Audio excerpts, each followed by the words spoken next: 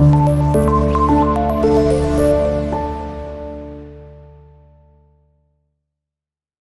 वालेकुम स्टूडेंट्स, कैसे हैं आप सब। उम्मीद है आप सब खैरियत से होंगे। आज का हमारे पास टॉपिक है मोस्ट कॉमन नेचुरल डिज़ास्टर्स इन पाकिस्तान। पाकिस्तान में सबसे ज़्यादा आने वाला जो नेचुरल डिज़ास्टर है वो हम देखेंगे। हमारे पास पाकिस्तान में सबसे ज़्यादा नेचुरल डिज़ास्टर जो पाया जाता है वो है फ्लड।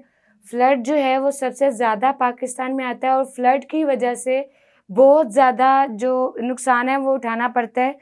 उसके बारे में हम डिस्कस करेंगे। हमारे पास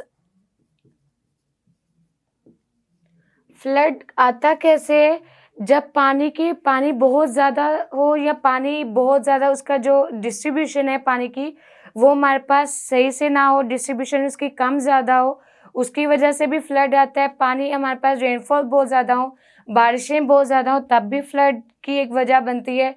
उसके अलावा स्नो और ग्लेशियर्स जो मेल्ट हो रहे हैं वो मेल्ट होकर उसका जो पानी होता है वो फ्लैट एरियाज़ में, मतलब इस तरफ जो आपके रीजन्स होते हैं फ्लैट एरियाज़ उनके अंदर आता है, मतलब पानी जो इसका बहकर, तो वो भी एक वजह बनता है फ्लड की। सो फ्लड के डिफरेंट कॉजेज़ पढ़ लेते हैं। सबसे पहले कॉजेज़, हमारे पास डिफरेंट वजूहात है जिनकी वजह से फ्लड आता है, जो कि अभी हमने वन बाय वन डिस्कस की। जिसमें सबसे पहले हमारे पास आ गया unequal rainfall distribution. Unequal rainfall distribution, पानी जो हमारे पास बारिश का पानी होता है उसका डिस्ट्रीब्यूट होना, कि मतलब एक टेरिटरी में ज़्यादा जाना या एक टेरिटरी में कम आना, या जंगलात के ज़्यादा होने की वजह से किसी रीजन के अंदर जंगलात के ज़्यादा होने की वजह से वहाँ पे जो बारिश का पानी है वो एक क्वांटिटी में आहिस्ता आहिस्ता करके आगे मूव ऑन होना, वो हमारे पास उस तरह अनइक्वल जो डिस्ट्रीब्यूशन है वो भी एक वजह बनती है फ्लड की। इसी तरह नेक्स्ट हमारे पास आ जाता है melting of snow and glaciers. Snow और ग्लेशियर्स का मेल्ट होना, उनका पिघलना और वो पानी बन के जो आगे रीजन्स में फॉरवर्ड होना, आगे रीजन्स की तरफ जाना, फ्लैट रीजन्स की तरफ या प्लेट्यूज की तरफ, तो वो भी हमारे पास किसकी वजह बनती है, फ्लड की वजह से। और हमारे पास जो स्नो और ग्लेशियर्स ये जो मेल्ट हो रहे हैं ये ड्यू टू ग्लोबल वार्मिंग की वजह से मेल्ट हो रहे हैं। टेम्परेचर के इंक्रीज होने की वजह से हमारे पास ये दोनों जो हैं मेल्टिंग पॉइंट पर आ रहे हैं। उसके अलावा हमारे पास आ जाता है मॉनसून इन समर।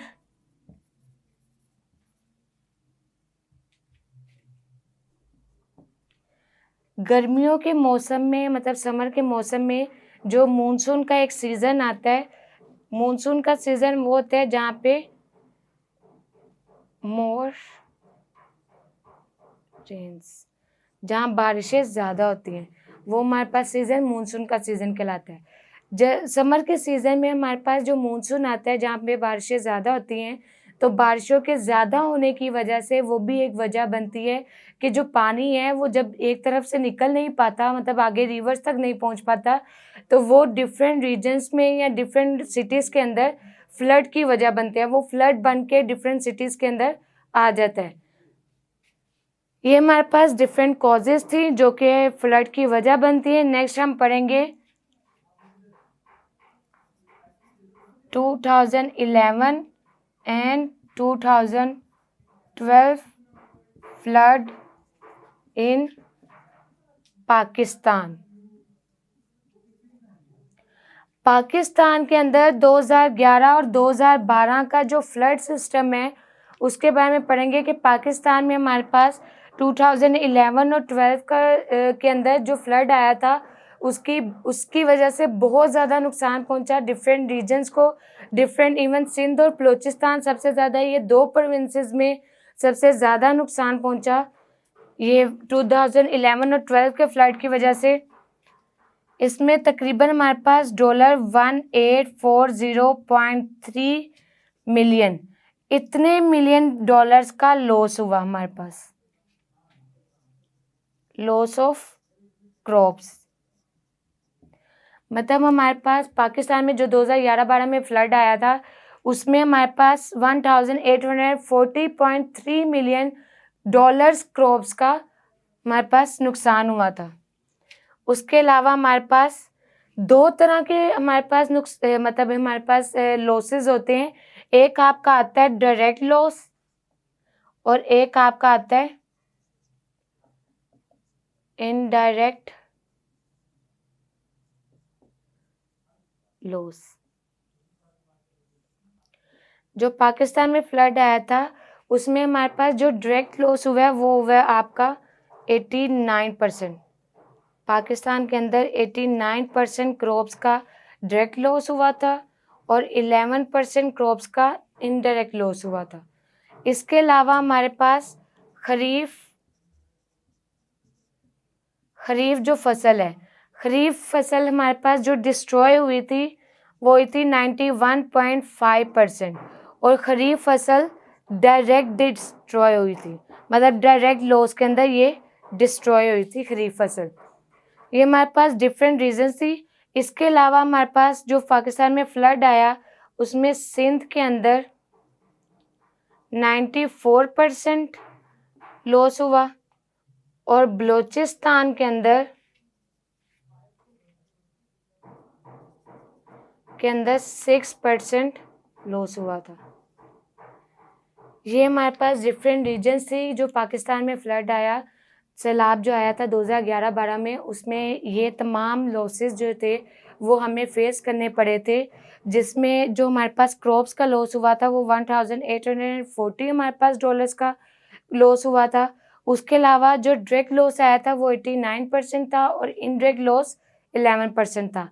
हमारे पास दो तरह की क्रॉप्स होती हैं, खरीफ एंड रबी। खरीफ के अंदर डायरेक्ट लॉस आया था जो कि 91.5% था और जो रबी क्रॉप्स थी उसमें इनडायरेक्ट लॉस आया था। रबी फेस इनडायरेक्ट लॉस, मतलब रबी की जो क्रॉप्स थी उसके अंदर इनडायरेक्ट लॉस आया था। उसके अलावा हमारे पास सिंध के अंदर जो सिंध की जितनी क्रॉप्स थी वहाँ पे जो एग्रीकल्चर सेक्टर था उसमें 94% डिस्ट्रॉय हुआ था वो हमारे पास एग्रीकल्चर सेक्टर, और बलूचिस्तान के अंदर 6% एग्रीकल्चर सेक्टर डिस्ट्रॉय हुआ था। ये हमारे पास डिफरेंट सिनेरियो था जो कि पाकिस्तान के अंदर फ्लड आया था उसका सिनेरियो। नेक्स्ट हम पढ़ेंगे मेजरमेंट्स। नेक्स्ट हमारे पास आ जाता है मेजरमेंट्स टू डिक्रीज फ्लड इन पाकिस्तान। वो मेजरमेंट जिससे पाकिस्तान के अंदर फ्लड जो है वो डिक्रीज हो सकता है, वो उनके बारे में डिस्कस करेंगे। जिसमें सबसे पहले हमारे पास आ जाता है फ्लड कंट्रोल डिपार्टमेंट। इसके पॉइंट्स पहले लिख लेते हैं फिर वन बाय वन इसको डिस्कस कर लेंगे। फ्लड कंट्रोल डिपार्टमेंट, नेक्स्ट आ जाएगा construction of bridges, construction of bridges. इसके अलावा रिलीफ कैंप,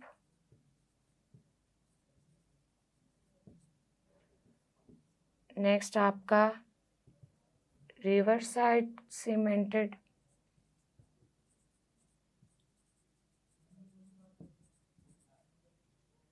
इसी तरह फोरकास्टिंग सिस्टम एंड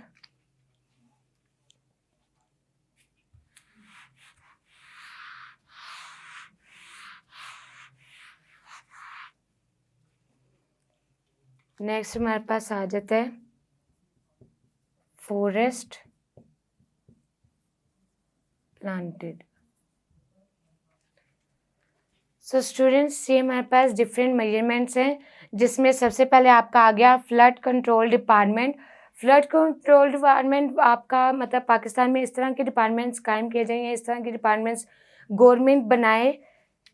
मोस्टली ये काम गवर्नमेंट का है।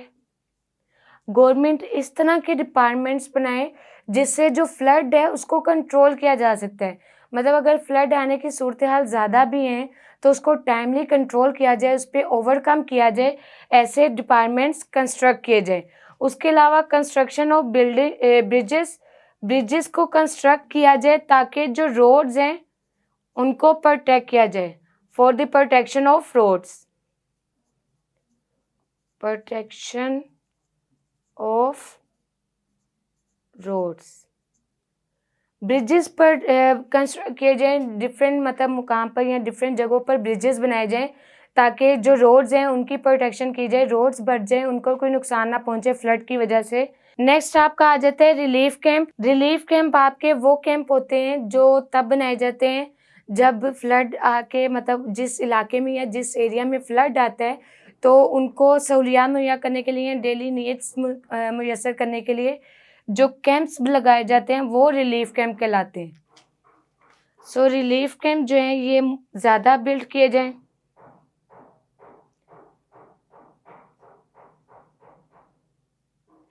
Relief camp two provide daily needs और नेसेसिटीज। रिवर साइड सीमेंटेड है आपका कि जो रिवर्स के इर्द गिर्द आपका सीमेंटेड मीन्स के वहाँ पे दीवार खड़ी की जाए या वहाँ पे एक ब्रिज टाइप या कोई भी दीवार ऐसी बनाई जाए जिससे पानी अगर तेज़ बहाव से आए भी तो वो उस दीवार से टकराकर दोबारा वापस की तरफ मुड़ जाए, वो वहाँ से रिवर से बाहर आकर किसी फ्लैट एरियाज़ में या किसी भी जगह किसी भी रीजन के अंदर फ्लड की वजह ना बने। तो रिवर्स के साइडों पर सीमेंटेड किया जाए या वहाँ पे दीवारें, वहाँ पे जो वॉल्स हैं वो कंस्ट्रक्ट की जाएँ। Construct walls. नेक्स्ट आपका आ जाता है फोरकास्टिंग सिस्टम। फोरकास्टिंग सिस्टम आपका वो सिस्टम है जो कि फ्लड आने की वजह से या किसी भी नागहानी सूरत हाल की वजह से पहले ही बता देता है कि ये हमारे पास हम ये फेस करने वाले हैं या फ्लड आने वाला है, उसकी बारे में पहले ही बता देता है। पाकिस्तान के अंदर फोरकास्टिंग सिस्टम मतलब ये लगाया जाए, ये हमारे पास ये कैसे लगेगा आपका टेक्नोलॉजीज़ के with the use of modern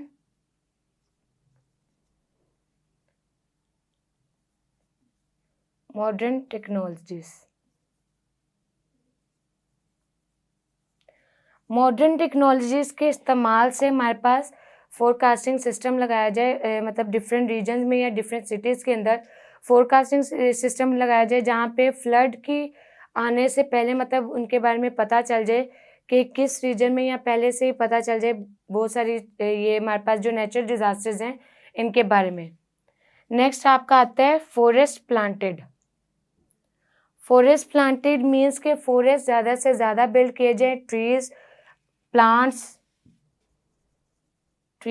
plants ये मोस्टली बिल्ड किए जाएं ताकि जो हमारे पास पानी का जो तेज़ बहाव है वो जब फॉरेस्ट से होके गुजरता है तो उसका बहाव आहिस्ता हो जाता है, मतलब स्लो पे आ जाता है। यहाँ उसके अलावा हमारे पास जब ट्रीज़ और प्लांट्स बिल्ड किए जाते हैं, वहाँ पे उगाए जाते हैं ज़मीन पर, तो हमारे पास जब पानी तेज़ बहाव में आता है तो वो ट्रीज़ दरख्तों और पौधों से टकराकर उसका बहाव जो है वो पहले से कम हो जाता है। तो हमारे पास ज़्यादातर फॉरेस्ट जो हैं वो प्लांट किए जाएँ, वो लगाए जाएँ, फॉरेस्ट लगाए जाएँ ताकि पानी का बहाव तेज़ी से कमी की तरफ आ जाए। ये हमारे पास डिफरेंट मेजरमेंट्स थे। आगे हम इसकी डिफरेंट प्रिवेंटेशन पढ़ेंगे। सेकंड हमारे पास पॉइंट आ गया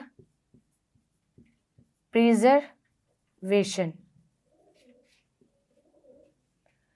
प्रिजर्वेशन है कि आप फ्लड से बचने के लिए किस तरह मतलब ऐसी कौन सी एहतियाती तदाबीर हैं जिसको आप अपनाएं तो आप फ्लड से बच सकते हैं। इसके यहाँ पे डिफरेंट पॉइंट्स लिख के फिर इसको डिस्कस करते हैं, जिसमें सबसे पहले हमारे पास 3 आर्स आ जाते हैं। 3 आर्स में आपका आ जाता है रिसाइकल, रिड्यूस एंड रीयूज़। उसके अलावा नेक्स्ट आपका आ जाता है construction of dams, construction of dams. Next हमारे पास आ जाता है renewable energy resources, renewable energy resources resources. इसी तरह नेक्स्ट हमारे पास आ जाता है रिसाइकल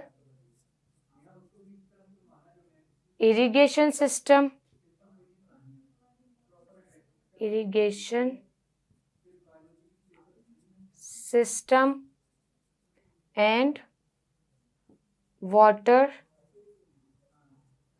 रिसाइकलिंग सिस्टम। अब इनको वन बाय वन डिस्कस कर लेते हैं। हमारे पास सबसे पहले प्रिजर्वेशन में 3 R's आ गए, जो एहतियाती तदाबीर में 3 R's को अडॉप्ट करें। कोई भी प्रोडक्ट हो, कोई भी चीज़ हो, अगर वो हमारे पास रिसाइकल हो सकती है तो उसको रिसाइकल करें। अगर वो दोबारा मतलब इस्तेमाल हो सकती है तो उसको रीयूज़ करें। अगर वो उसका इस्तेमाल जो है पहले से कम हो सकता है, मतलब उसको आप रिड्यूस कर सकते हैं, उसका इस्तेमाल पहले से कम कर सकते हैं तो उसको रिड्यूस कर दें। नेक्स्ट हमारे पास आता है कि डिफरेंट, जैसे हमने यहाँ पर इसके मेजरमेंट्स के अंदर पढ़ा था कि हमारे पास ब्रिजेस कंस्ट्रक्ट किए जाएं, इसी तरह हमारे पास जो वाटर डैम्स हैं वो कंस्ट्रक्ट किए जाएं ताकि पानी का बहाव जो है वो उन डैम्स के अंदर रहे और उसकी वजह से जो फ्लड की क्वांटिटी है वो ज़्यादा ना हो। नेक्स्ट हमारे पास आ जाता है जो एनर्जी रिसोर्सेज हैं उनको रीन्यूएबल किया जाए। फॉर एग्जांपल, जब पानी से आपका एनर्जी रिसोर्स जैसे हाइड्रो इलेक्ट्रिसिटी पावर है, हाइड्रो पावर, वो आपका पानी से मतलब यूज़ की जाती है, पानी के इस्तेमाल से हाइड्रो पावर प्रोड्यूस की जाती है। तो पानी के इस्तेमाल से रीन्यूएबल एनर्जी रिसोर्सेज वो प्रोड्यूस की जाएँ ताकि जो पानी की रफ्तार है, पानी अगर फ्लड की फॉर्म में आ रहा है या पानी की रफ्तार तेज़ है, उसकी फ्लोटेशन ज़्यादा है, तो वो रिड्यूस हो सके, वो कम हो सके। नेक्स्ट इसी तरह हमारे पास आ जाता है रिसाइकल। रिसाइकल में आपका आता है कि मोस्टली जो चीज़ें आपकी दोबारा यूज़ हो सकती हैं, जैसे आपका कोई भी पानी हो गया या कोई भी ऐसी चीज़ जो दोबारा आप रीयूज़ दोबारा इस्तेमाल कर सकें। प्लास्टिक बैग हो गया, प्लास्टिक बोतल्स हो गई या प्लास्टिक आपका बाउल हो गया। प्लास्टिक की मोस्टली चीज़ें जो हैं वो रिसाइकल हो सकती हैं, तो उनको रिसाइकल किया जाए, उनको दोबारा इस्तेमाल किया जाए ताकि वो फ्लड की कोई भी ऐसी वजह ना बने। नेक्स्ट इरिगेशन सिस्टम जो है उसको ठीक किया जाए, इरिगेशन सिस्टम बेहतर बनाया जाए। उसमें डिफरेंट जो पर आपके फर्टिलाइज़र्स या डिफरेंट उसमें पेस्टिसाइड्स यूज़ किए जाते हैं, वो उनका इस्तेमाल कम किया जाए, वो हमारे पास आ जाता है। और उसके अलावा ट्यूबवेल्स वगैरह जो हमारे पास, जिससे भी इरिगेशन सिस्टम बेहतर हो सकता है, जैसे पाइप वगैरह डिफरेंट पाइप्स इस्तेमाल किए जाते हैं, तो वो इस्तेमाल किए जाएँ ताकि हमारे पास ये सिस्टम इम्प्रूवमेंट की तरफ आए। नेक्स्ट आपका water recycling system. Water recycling system आपका वो सिस्टम है जब पानी को दोबारा से इस्तेमाल किया जाए, पानी को फर्टिलाइज किया जाए, ऐसे सिस्टम या ऐसे प्लांट उगाए जाए, ऐसे प्लांट लगाए जाएं। इसमें आपके प्लांट्स भी आ जाते हैं डिफरेंट। ऐसे प्लांट्स लगाए जाएं जिसमें पानी, जो गंदा पानी भी है या मतलब जो भी पानी आपका यूज़ किया जा रहा है, उसको दोबारा से यूज़ किया जाए डिफरेंट कामों में, जैसे कपड़े धोने के लिए हो गया यूज़, या दूसरे वॉशिंग, किसी और चीज़ को धोने के लिए इस्तेमाल हो गया। तो हमारे पास वाटर रिसाइकलिंग प्लांट्स ऐसे लगाए जाएँ जिससे वाटर जो है वो रिसाइकल किया जा सके, उसको दोबारा इस्तेमाल किया जा सके। सो स्टूडेंट्स, ये था हमारे पास आज का टॉपिक, जिसमें हमने पढ़ा कि हमारे पास वो कौन सा नेचुरल डिज़ास्टर है पाकिस्तान के अंदर जो कि ज़्यादातर मतलब आता है, वो फ्लड था। और फ्लड के हमने डिफरेंट मेजरमेंट्स पढ़े। उसके अलावा फ्लड की हमने पढ़ी कि 2011 और 12 में जो फ्लड आया था उसकी क्या मेजरमेंट्स थी, क्या सिनेरियो था उसका। और डिफरेंट इसकी हमने प्रिजर्वेशन पढ़ी, एहतियाती तदाबीर पढ़ी, इसकी मेजरमेंट्स पढ़ी। उम्मीद है कि आपको इन तमाम पॉइंट्स की समझ आई होगी। अगर किसी पॉइंट या किसी चीज़ या किसी मतलब इनमें से किसी भी टॉपिक की समझ ना आई हो तो कमेंट बॉक्स में ज़रूर पूछिएगा। फिर मुलाकात होगी, तब तक के लिए अपना ख्याल रखें। अल्लाह हाफिज़।